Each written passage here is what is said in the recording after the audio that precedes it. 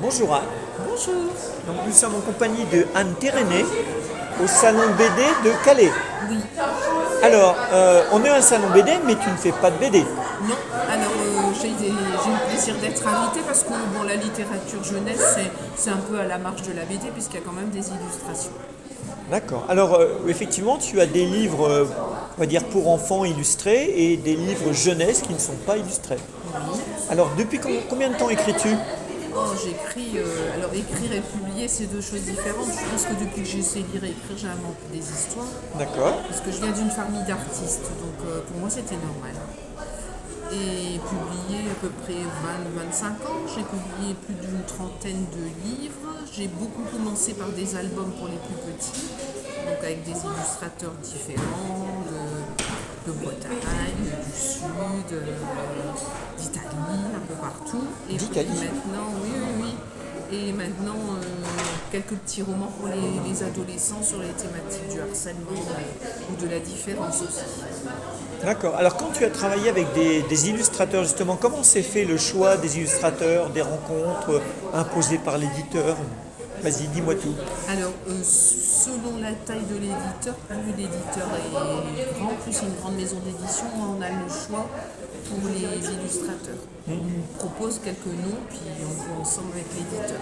Après, quand c'est des plus petites maisons d'édition, plus confidentielles, on peut travailler en binôme plus facilement. Moi, j'envoie les textes selon les lignes éditoriales des éditeurs et eux voient si le texte leur plaît, puis ensuite on se voit pour travailler avec des illustrateurs différents. Oui, donc en fait, c'est pas des rencontres que tu as fait, c'est l'éditeur à chaque fois qui t'a proposé. Oui, alors il y en a une avec qui je travaille plus régulièrement, Gaëlle Berthelet, mais dont, du coup on est devenus amis, mais d'autres que je n'ai jamais vues. D'accord. Pas que je connais, dont je ne connais que le travail.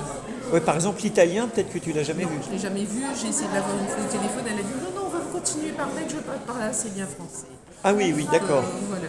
Oui, c'est vraiment une italienne d'Italie qui parle pas français. Après, j'ai beaucoup de gris-gris, c'est-à-dire que les petits romans comme la personne qui est ma prof de dessin, parce que je prends des cours de dessin, mais bon, c'est pas encore ça, qui a fait la première de mes couvertures en roman jeunesse, et comme j'ai eu un prix, j'ai dit en plaisantant, Marie Charpentier, tu continues de me faire des couvertures. Et ne me dit pas que j'en ai eu un deuxième, donc je pense qu'elle est... Maintenant, on est parti pour faire les couvertures des romans avec elle. D'accord. Et là c'était pas imposé par l'éditeur. Non, là c'est plus souple, il n'y a qu'une illustration, il n'y a que la couverture, donc c'est plus souple. Alors, justement, d'où est venue ton envie d'écrire? Parce que tu dis que c'est depuis ta prime jeunesse. Disons que moi je viens d'une famille d'artistes, donc pour moi c'est normal. Mon papa écrivait, il n'était pas publié, il écrivait de temps en temps pour les journaux, et il avait des écrits partout, des livres partout, et mon oncle était artiste peintre connu en Bretagne puisqu'il y a une salle qui porte son nom. Donc pour moi c'était normal, comme il y a des familles de footballeurs, des familles de menuisiers, voilà, Ouais, d'acteurs, de boulangers, chanteurs. Voilà, pour moi c'était normal. Ok. Et alors, justement, quelles sont tes sources d'inspiration? Est-ce que tu as des auteurs fétiches qui t'ont donné envie d'écrire? Alors plus dans la démarche, oui, le fait de... je pense que la littérature déjà, en général, mais enfantine, aide pour les soucis qu'on peut traverser. Donc je parle beaucoup de la différence, des soucis des enfants. Alors même avec les plus petits, à travers des textes qui peuvent paraître légers, et derrière il y a toujours quand même un message. Oui, mais j'essaie de savoir si tu as des auteurs qui t'ont inspiré. C'est-à-dire que j'imagine que si tu écris, c'est que tu lis aussi. Oui, je lis aussi, mais pas spécialement plusieurs, peut-être plus en grandissant. Quand j'étais petite, j'ai lu toute la comtesse de Ségur, des choses comme ça. Mais bon, c'est des littératures un petit peu désuées maintenant, même si j'en ai lu. Donc non, c'est plus imprégné de l'environnement. D'accord. Donc peut-être aussi de tes propres enfants. Je ne sais pas si tu as eu des enfants. Oui, mais j'ai beaucoup d'imagination. Souvent, on pose la question, on pense que je prends ce qui est de leur vie. Non, j'ai un bon souvenir de ce que c'est la période de l'enfance et je me nourris de ça. Et beaucoup d'imagination à canaliser. Forcément. Mais parce qu'on va dire que ton enfance, c'est pas la même enfance que les enfants d'aujourd'hui. Oui, tout à fait. Mais il y a des choses qui sont universelles quand même. le rapport aux adultes, l'adolescence. Oui, il y a quand même, oui, dans l'écriture, dans la façon d'écrire, mais il y a des choses qui restent universelles. Le harcèlement sur les réseaux sociaux, quand on Oui. était gamin, ça n'existait pas. Ça n'existait pas, donc c'est oui, dans la façon de vivre, mais il y a des choses, alors je parle pas que de ça, sur la différence, tout ça, sur les délits petits, où j'avais écrit Le Vendredi c'est dicté, mon premier, c'était Le Vendredi c'est dicté, je l'avais écrit pour les enfants. Et à ma grande stupeur, et c'est ça le côté magique des livres, la moitié des lecteurs, ça a été des adultes.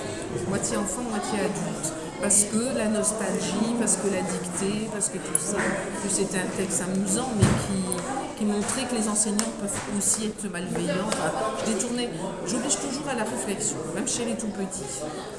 Et alors justement, est-ce que, comme tu écris pour les enfants, est-ce que tes propres enfants ont lu tes livres? Oui. Je me souviens de ma fille à l'adolescence, j'avais écrit Je n'aime plus maman, elle m'avait dit comment tu sais ce qu'on pense. Souvenir quand même.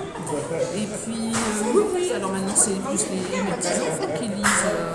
Mais pareil, pour eux c'est normal. Pour eux, ils disent tu devrais écrire là-dessus, mais je ne suis pas une machine à écrire. Ça vient quand l'imagination vient, mais voilà, oui, pour eux c'est normal. Et alors quand tu écris, est-ce que tu as des moments où tu écris, des façons, des rituels, c'est-à-dire des moments dans la journée, est-ce que tu écris en musique, est-ce que tu écris dans le silence, est-ce que tu écris dans le bruit, il y en a qui écrivent au café. Quels sont tes rituels d'écriture? Je peux écrire vraiment n'importe où du moment que j'ai l'impression que je commence à écrire déjà quand ça se construit mentalement dans ma tête, je commence à voir les personnages, une vague idée de la trame. Après moi, je sais effectivement, tu as raison, chaque auteur est différent.